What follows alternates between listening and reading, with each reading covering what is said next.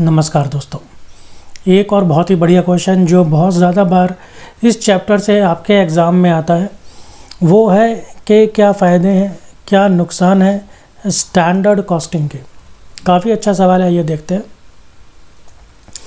Efficiency, कुशलता, कितने कुशलतापूर्वक काम आपने किया है, आप कर रहे हैं या फिर नहीं।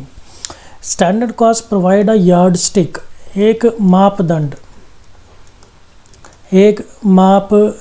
प्रोवाइड कराता है। इससे चेक करके देख लो आप, अगर इतने अंदर कॉस्ट आ गई तो आपने सही से काम किया, अदरवाइज नहीं। Against which actual cost can be measured, the comparison of actual cost with the standard cost enables the management to evaluate the performance of various cost centre. आपको एक काम दिया गया था, आपको कहा था उसकी स्टैंडर्ड कॉस्ट 5 रुपये है, 5 रुपये के अंदर वो काम हो जाना चाहिए या फिर, और एक्चुअल कॉस्ट आपने उसकी बना दी 6 रुपये। अगर 6 रुपये बना दी तो 1 रुपये का आपका वेरिएंस आ गया, तो इसके लिए क्या कहेंगे कि आप इनएफिशिएंट हैं। आपने अपने जो आपको स्टैंडर्ड कॉस्ट बताई गई थी उससे ज़्यादा में आपने चीज़ प्रोडक्ट बनाया है। अगर 5 रुपये बताया था और आपने 5 रुपये में बना ली तो कहेंगे भाई ठीक है, आपका वेरिएंस 0 है, तो कहेंगे भाई ठीक है, आप एफिशिएंट है। इंक्रीमेंट इन एफिशिएंसी, अभी तो ऊपर बात थी सिर्फ एफिशिएंसी की, अब है इंक्रीमेंट, उसको बढ़ाने में भी इसकी सहायता मिलती है। The standards provide incentive and motivation to work with greater effort and vigilance for achieving the standard, this increases the efficiency and productivity all around. जब एम्प्लॉयज़ को बताया जाता है कि आपको ये चीज़ 5 रुपये में बनानी है, और अगर आप ऐसा कर देते हैं तो जो भी स्टैंडर्ड्स हैं, अगर आप उन स्टैंडर्ड्स को पूरा कर देते हैं तो इससे आपको कुछ एक्स्ट्रा आपकी सैलरी में मिलेगा, कोई एक्स्ट्रा बेनिफिट या बोनस या कुछ, वो इंसेंटिव हो गया। और आपको एक काम दिया था वो आपने अच्छे से कर दिया, तो इससे आप मोटिवेट भी होते हैं, आपका जो मनोबल है वो बढ़ता है, आप और ज़्यादा अच्छे से काम करने की कोशिश करते हैं, और भाई ऑब्वियस है आपके ऊपर नज़र भी रहती है कि आप कैसा काम कर रहे हैं, क्या काम कर रहे हैं। तो आपको एक लिमिट दी गई थी, एक स्टैंडर्ड कॉस्ट दी गई थी, आपको 5 रुपये में प्रोडक्ट बनाना है, असल में आपने 5 रुपये में ही बना दिया, वेरिएंस आपका 0 हो गया। तो इसको लेकर एकदम तुरंत भाई कंपनी में तो पार्टियाँ होती हैं कि भाई हमने एक अचीवमेंट कर ली, चलो आज इस वीकेंड पर पार्टी है। इससे क्या होता है, मोटिवेशन बढ़ता है, इंक्रीमेंट होती है आपकी योग्यता में, कुशलता में। इफेक्टिव कॉस्ट कंट्रोल, ये कॉस्ट कंट्रोल ही तो हो रहा है। हम 5 रुपये में बनाना चाहते थे और 5 रुपये में बना दिया, तो ये कॉस्ट कंट्रोल ही है। हो सकता है कि ये जो कॉस्ट आनी थी वो 5.5 रुपये आनी थी, लेकिन हमने अपने टूल्स एंड टेक्निक्स लगाए और इस 5.5 रुपये की कॉस्ट को हमने 5 रुपये बना दिया। तो ये क्या है, ये कॉस्ट कंट्रोल है। One of the most advantage of standard costing is that it helps in cost control by comparing actual cost with the standard cost, variances are determined. जब हम एक्चुअल कॉस्ट को स्टैंडर्ड कॉस्ट से compare करते हैं तो हमें variance पता चल जाता है। These variances facilitate management to locate inefficiencies, ये जो वेरिएंस है ये मैनेजमेंट को, टॉप मैनेजमेंट को बताता है कि भाई कुछ तो गड़बड़ है दया, जो कॉस्ट जो है ज़्यादा आ रही है। फिर उसे ठीक करने के लिए कुछ रेमेडियल एक्शंस लिए जाते हैं और उन अकुशलताओं को कम किया जाता है। Next we have managerial control at the very stage of setting the standards. जब स्टैंडर्ड्स बनाए जाते हैं, ठीक है, जो 5 रुपये की कॉस्ट मैं आपको बता रहा हूँ, जब वो बनाई जा रही होगी, simplification and standardisation of products, मतलब जो प्रोडक्ट है वो किस तरह का है, जैसे एक ही तरह का प्रोडक्ट है वो बार बार वही बड़ी क्वांटिटी में बनता रहता है, या फिर उसकी क्या क्वालिटीज़ हैं, क्या उसके स्टैंडर्ड्स हैं, क्या उस प्रोडक्ट के पैरामीटर्स हैं, क्या उस प्रोडक्ट के स्पेसिफिकेशंस हैं, यानी कलर, क्वालिटी, साइज़, उसकी जितने भी और चीज़ें हैं, टेस्ट, फ्लेवर, वो सब चीज़ें, उनके बनाने के मेथड्स, उसके operations are affected and waste of time and labour is determined. कितना उसके अंदर वेस्ट निकलता है, कितना आप लेबर को वेस्ट करते हैं, या कह लीजिए कि कितना आप मटेरियल उसके अंदर वेस्ट करते हैं, वो सब चीज़ें हमें पता चलती हैं। This assist in managerial planning, इन चीज़ों से हमको मैनेजरियल प्लानिंग में सहायता मिलती है फॉर एफिशिएंट ऑपरेशन, ताकि और ज़्यादा कुशलता से हम अपने काम को चला सकें। And benefits all the divisions of the concern, और कंपनी के सारे हिस्सों को, कंपनी के सारे डिपार्टमेंट्स को इसका फ़ायदा मिलता है। तो ये जो स्टैंडर्ड कॉस्टिंग का पूरा प्रोसेस है, इसको अप्लाई करते हुए जो मैनेजमेंट है वो अपने एम्प्लॉयज़ के ऊपर, अपने डिफरेंट डिपार्टमेंट्स के ऊपर कंट्रोल अच्छे से, कुशलता से बना पाते हैं। Less paper work, costing procedure is simplified. Costing यानी कॉस्ट कैलकुलेट करने का जो प्रोसीजर है, प्रक्रिया है, वो ईजी हो जाती है। There is a reduction in paper work, जो कागज़ी काम है, जो कागज़ी कार्रवाई है, वो कम हो जाती है in accounting. And less number of forms and records are required, और कम से कम फॉर्म्स की ज़रूरत पड़ती है। जो फॉर्म आप भरते हैं, बहुत सारे फॉर्म्स होते हैं इन्फॉर्मेशन लेने देने के लिए, कंपनी के अंदर बहुत सारे फॉर्म्स होते हैं, काम करने के लिए बहुत सारे फॉर्म्स होते हैं। तो वो जो फॉर्म्स हैं वो उनका जो यूज़ है वो कम हो जाता है, रिकॉर्ड्स कम बनाने पड़ते हैं, कम रिकॉर्ड से ज़्यादा काम होने लगता है। Next we have responsibility fixation. Standard costing system facilitates delegation of authority, जिम्मेदारी किसकी है, and fixation of responsibility for each department और individual. This also turns up the general organisation of the concern. भाई जब मैं आपको कह रहा हूँ कि स्टैंडर्ड कॉस्ट 5 रुपये की थी, एक्चुअल कॉस्ट 6 रुपये की आ गई, वेरिएंस जो आ गया 1 रुपये का आ गया। अब भाई ये पता होना चाहिए क्लियरली, और पता चल भी जाता है कि इस 1 रुपये की एक्स्ट्रा कॉस्ट के लिए ज़िम्मेदार कौन है, who is responsible for that variance. ये जो वेरिएंस है इसके लिए ज़िम्मेदार कौन है। इसके लिए ज़िम्मेदार देखिए कोई एक पर्सन भी हो सकता है, या एक से ज़्यादा लोग भी हो सकते हैं, और हो सकता है कि कोई एक डिपार्टमेंट ही पूरा इसके लिए ज़िम्मेदार हो। मैनेजमेंट बाय एक्सेप्शन, जो फालतू की चीज़ें हैं ना उनके ऊपर ध्यान नहीं देते, जो इररेलेवेंट चीज़ें हैं उनके ऊपर टॉप मैनेजमेंट ध्यान नहीं देते। जो अपने काम की चीज़ें हैं, जो जिससे जो रिलेटेड है वो उसी पर ध्यान देगा। Variance analysis and reporting is based on this principle of management by exception. ये जो प्रिंसिपल है ये मैनेजमेंट का प्रिंसिपल है। Top management may not be interested in details of actual performance. हो सकता है कि जो मैनेजमेंट है, टॉप मैनेजमेंट है, उनको इस एक्चुअल कॉस्ट में, इस एक्चुअल परफॉर्मेंस के अंदर ज़्यादा इंटरेस्ट ना हो। फिर किस में इंटरेस्ट होगा? Only in variances. उनको इंटरेस्ट होगा इस वेरिएंस में कि कोई वेरिएंस है या नहीं। अगर वेरिएंस है तो मतलब फिर से दोबारा काम करने की ज़रूरत है। या तो आपके स्टैंडर्ड कॉस्ट पर हो सकता है आपने स्टैंडर्ड कॉस्ट कुछ ज़्यादा ही उसको कम कैलकुलेट कर लिया हो, या फिर हो सकता है आपने ठीक से काम नहीं किया और इसलिए आपकी एक्चुअल कॉस्ट ज़्यादा आ रही है। So variances from the standard so that corrective measures, ताकि उसको ठीक करने के एक्शंस लिए जा सके समय पर।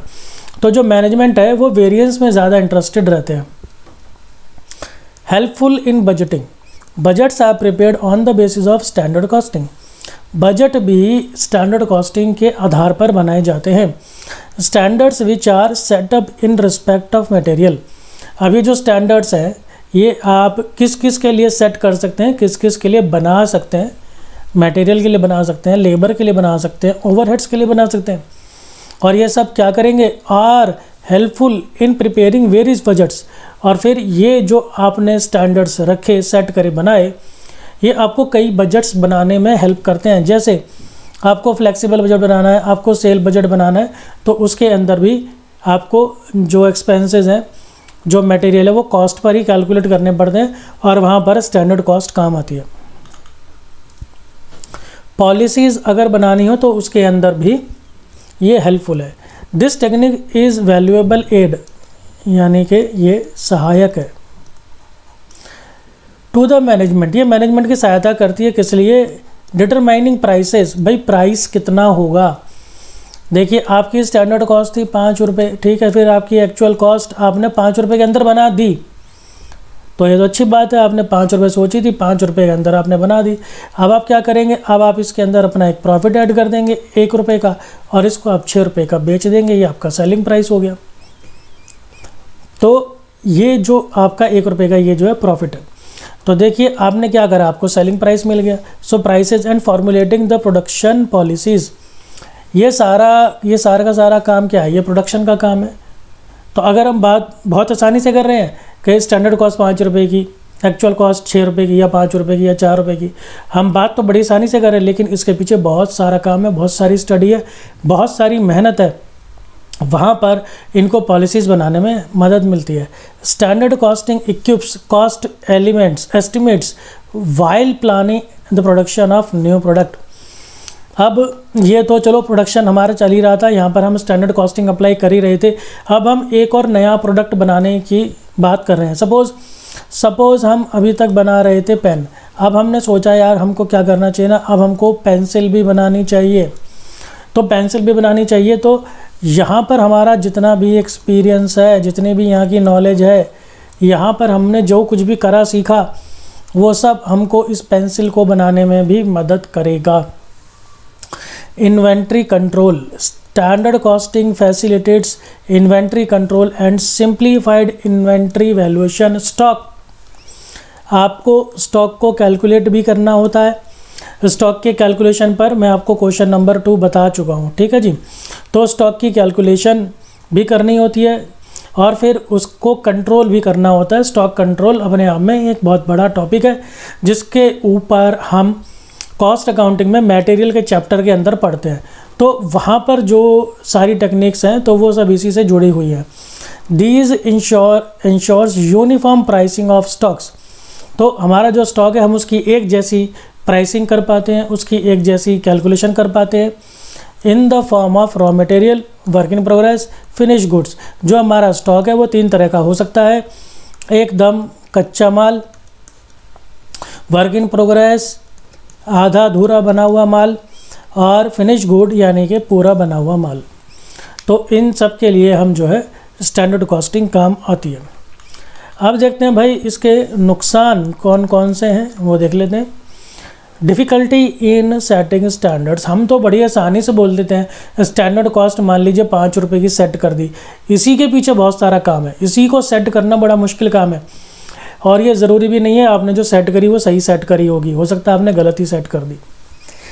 Setting standard is very difficult task as it requires a lot of scientific analysis and such a time study, motion study etcetera. आपको बहुत सारी स्टडी करनी पड़ती है, आपको बहुत सारा टाइम देना पड़ता है, बहुत सारे एनालिसिस करने पड़ते हैं, काफ़ी इन डिटेल स्टडी करनी होती है। When standards are set at high it may create frustration in the minds of the workers, therefore setting of correct standard is very difficult। अब मान लीजिए आपने जैसे बात करी कि भाई स्टैंडर्ड कॉस्ट 5 रुपये की, अब आप लगे हैं भाई हमारी जो कॉस्ट है वो 5 रुपये के अंदर आ जाए, 5 रुपये के अंदर आ जाए, सारा जी तोड़ आपने मेहनत कर ली, सारी कोशिश कर ली, लेकिन जब एक्चुअल में आपने बनाया तो कहा जी मेरे बस की नहीं है, ये तो 6 रुपये में ही बन रहा है। इसका मतलब क्या, इसका मतलब ये कि आपने ये जो स्टैंडर्ड कॉस्ट कैलकुलेट करी थी ये गलत करी थी, ये आपने कुछ ज़्यादा ही कम कर दी।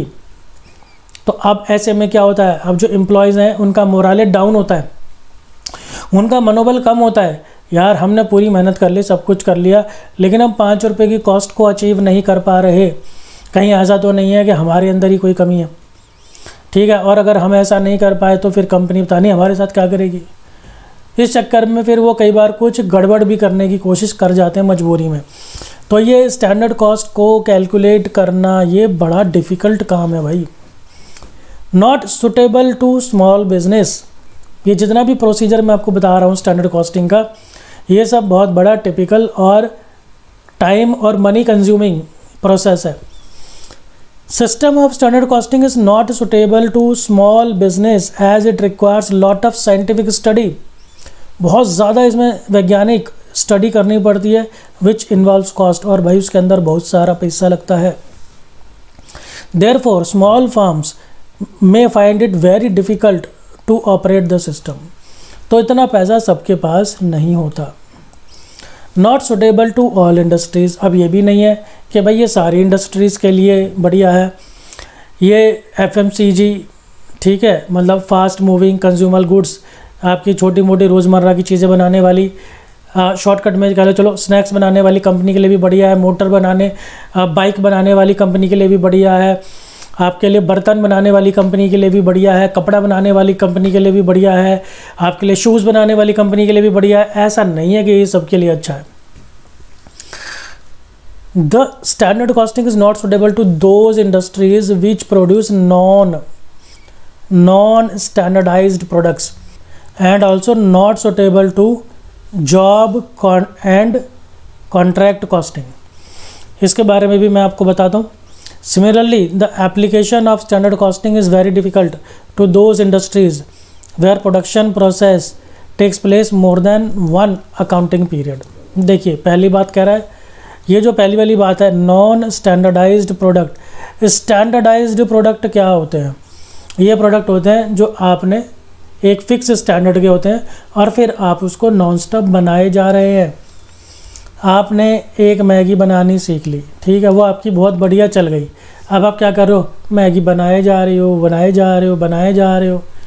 ये एक स्टैंडर्ड प्रोडक्ट हो गया। आपने एक नटराज की जो एक पेंसिल है, वो एक पेंसिल आपने बना ली। अब भाई वो पेंसिल ऐसी है, एवरग्रीन है, आप उसमें छोटा मोटा एक आधा वेरिएशन करके और वो बना सकते हो, लेकिन ये पेंसिल बनाया जा रहे हो, बनाया जा रहे हो, बनाया जा रहे हो।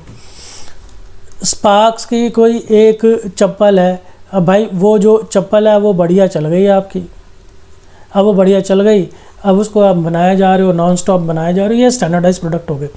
लेकिन जहाँ पर भी थोड़ा सा स्पेशलाइज करने की ज़रूरत पड़ेगी, जहाँ पर वेरिएशन ज़्यादा होंगी, जहाँ पर कस्टमर के नीड के अकॉर्डिंग कुछ बनाना होगा, वहाँ पर ये सिस्टम काम नहीं कर सकता। ऐसे ही होते हैं आपके जॉब वाले सिस्टम ऐसे होते हैं जिसके अंदर जो है जो माल बनता है वो कस्टमर की नीड के अकॉर्डिंग बनता है। इसको आपने जॉब कॉस्टिंग वाले चैप्टर में पढ़ लिया होगा। इसी तरह से कॉन्ट्रैक्ट, ये भी कस्टमर की नीड के अकॉर्डिंग बनते हैं। जैसे कहीं पे सड़क बनानी है, कोई ब्रिज बनाना है, कोई पुल बनाना है, कहीं कोई नहर बनानी है, कोई बिल्डिंग बनानी है, ये कस्टमर की नीड के अकॉर्डिंग बनते हैं। तो इसके अंदर भी ये चीज़ें नहीं चलेंगे। और जो एक से ज़्यादा अकाउंटिंग पीरियड, यानी कि जिस प्रोडक्ट को बनाने में एक से ज़्यादा साल लग रहे हैं, 2 साल, 3 साल, 5 साल, 7 साल लग रहे हैं, ऐसे प्रोडक्ट बनाने में भी ये जो स्टैंडर्ड कॉस्टिंग है यूज़फुल नहीं है, जैसा कि मेट्रो। इसके बाद हमारे पास नेक्स्ट आता है जी कॉस्टली सिस्टम। पैसा लगता है जी इसके अंदर बहुत, कोई मजाक बात नहीं है। Because the standard costing requires highly skilful and competent personnel. भाई जो इसके लिए लोग चाहिए, जो एम्प्लॉयज़ चाहिए, बहुत हाई स्किल्ड चाहिए, ठीक है। And it becomes a costly system too. For the same experts are paid high remuneration. और इसके लिए जो एक्सपर्ट आते हैं उनको काफ़ी ज़्यादा सैलरी देनी पड़ती है। रेम्यूनरेशन यानी कि salary. Consistency of standard. Because the standards of marginal costing fluctuate and vary time to time. Marginal यानी कि वेरिएबल, ठीक है जी। चलो ठीक है, अभी जैसे आपकी जो मैगी है, चलो मैगी जो है वो आपकी अभी आपको सेलिंग प्राइस कितने का मिल रहा है? सेलिंग प्राइस 10 रुपये की वो आती है, नहीं, अब वो 12 रुपये की आती है, अगर आपको ध्यान हो तो। इससे पहले सेलिंग प्राइस इसका 10 रुपये था काफ़ी सालों तक। तो इसका जो सेलिंग प्राइस है 10 रुपये से 12 रुपये बढ़ गया।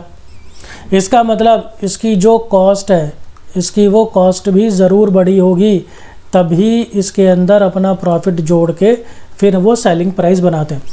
तो देखिए कुछ सालों के बाद, या कह लीजिए कई सालों के बाद, उसकी कॉस्ट बढ़ गई ना।